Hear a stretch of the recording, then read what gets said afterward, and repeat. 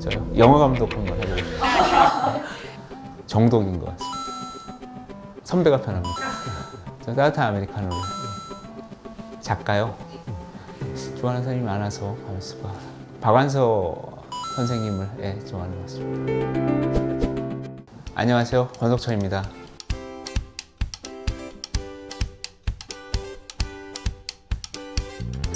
제가 책 서문에 썼지만은 좋게 읽히기를 바란다고 썼는데 많은 분들이 좋은 반응을 보내주신다고 해서 정말 감사드리고요. 저는 무엇보다도 이번 책은 제 내밀한 제 속의 이야기를 꺼내는 것 같아서 민망하기도 하고 좀 부끄러운 부분도 있는데, 그럼에도 불구하고 많은 분들이 공감해 주신다는 데 대해서 글 쓰는 사람으로서 약간 안도감 이런 것들을 느끼고 있습니다. 그래서 이번 책은 어떤 결론을 좀 맺고 제가 어떤 방향을 제시한다기보다는 함께 좀 생각해보고 고민해보고 제 경험에 비춰서 좀 논의가 필요하지 않을까 하는 지점들을 영화나 소설이나 이런 것들을 매개체로 해서 전달을 하려고 했는데요. 그런 노력이 그래도 많은 분들한테 가서 닿은 것 같아서 고맙고 기분이 좋습니다.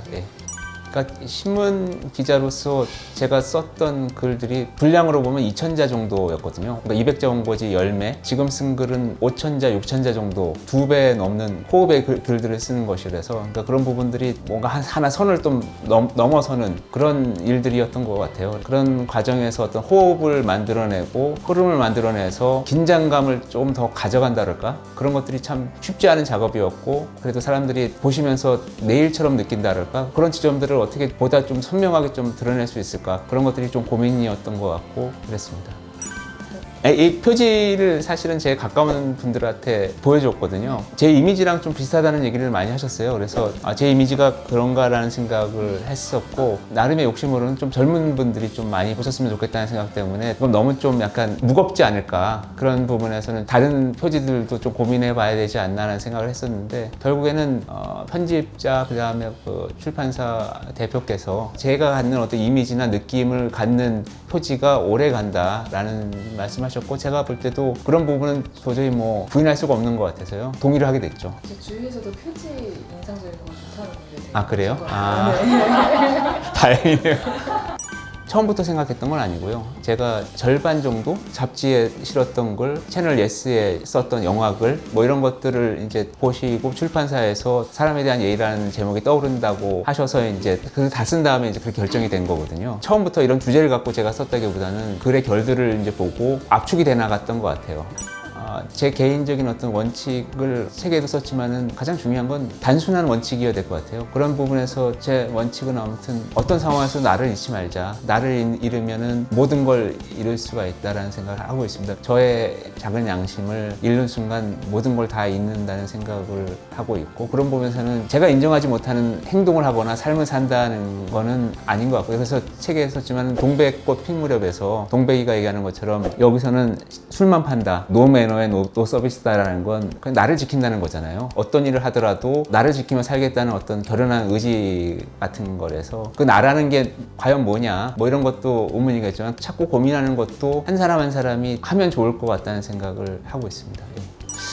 마감이 굉장히 중요한 것 같고요. 그러니까 기자 생활을 하면서 가지게 된 어떤 습관인 것 같아요. 두 번째, 세 번째 책, 그러니까 법원 관련해 쓴 책도 6개월 정도 갖고 이제 마감을 지키려고 이제 밤늦게까지 쓰고, 작년 11월에 쓰기로 하면서 총선 끝나고선 5월쯤에 내자라는 얘기를 했었고, 그 마감을 지키는 거라고 생각을 하는데, 마감은 굉장히 중요하다 생각하고, 그래서 가끔은 저한테 마감 시간만 주어지면 뭐라도 할 수 있겠다라는 생각을 굉장히 교만하지만 하고 있고요. 그러면서도 마감 때까지 계속 고쳐요. 그건 어떻게 보면 좀 굉장히 아등바등하는 과정이죠.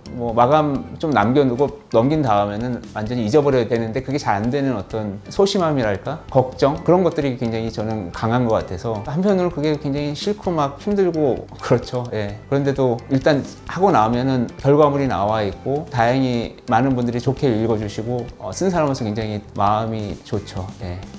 죽는 것보다 늙는 게 걱정이라는 책이 있어요. 에세이를 쓰는 방법에 대해서 쓰면서 한 얘기가 뭐냐면, 단어들로 하여금 성강처럼 결론을 내리게 하고 너는 빠져나와라. 그 문장이 굉장히 좋았던 것 같아요. 그러니까 저도 쓰다 보면 항상 과잉 설명을 하고 읽는 사람들이 모를까봐 자꾸 이렇게 하다 보면 결국에는 글의 맛이 없어진다 그럴까요? 그렇다고 또 너무 불친절해도 안 되고, 그 경계에서는 사실은 굉장히 찾기가 어렵죠. 근데 글 쓰는 사람으로 가장 주의해야 되는 건 너무 많이 설명을 하려는 거. 글이 얘기하기지 자꾸 자기가 거기에 끼어들어 들어서 나 자신을 보여주는 거는 주의할 점이 아닌가 하는 생각을 했어요.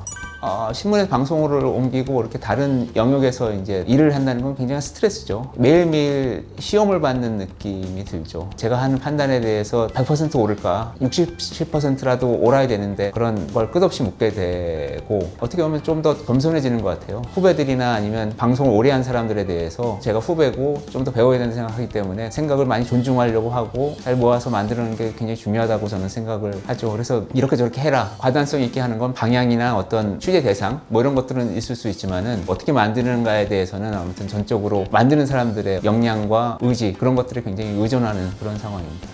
그 저널리즘의 기본 원칙이라는 책이 있거든요. 네. 예, 그 책에 보면은 두려움도 호의도 없이 without favor or fear 이렇게 해가지고 두려워서 호의를 가져서 기사를 쓰거나 쓰지 말아야 되는 그런 건 있어서는 안 된다. 개인의 어떤 경향이나 편향 때문에 걱정 때문에 못 쓴다든지 어떤 사람한테 미안해서 좀 써야겠다 이런 것들은 없어야 될 것 같아요. 언론이라는 건 시민들을 위해서 있는 거잖아요. 기자나 기자 집단의 좋아하고 나쁨에 따라서 바뀌는 것들은 진짜 경계를 해야 되고 그게 무너지면은 언론으로서 약간 가치가 이제 사라지는 기반 자체가 이제 무너지는 걸로 이어질 수 있기 때문에 그런 부분에서도 저도 늘 의식하고 있고 마음의 상처랄까? 부담을 갖고 계신 분들이 좀 읽어주셨으면 좋겠어요. 그래서 고민을 하면은 좀 해결될 수 있다. 그리고 저런 고민도 같이 누군가는 하고 있다라는 생각을 가지셨으면 그런 분들이 좀 읽어주면 저는 좋겠다는 생각을 하고 있고요. 뭐, 예.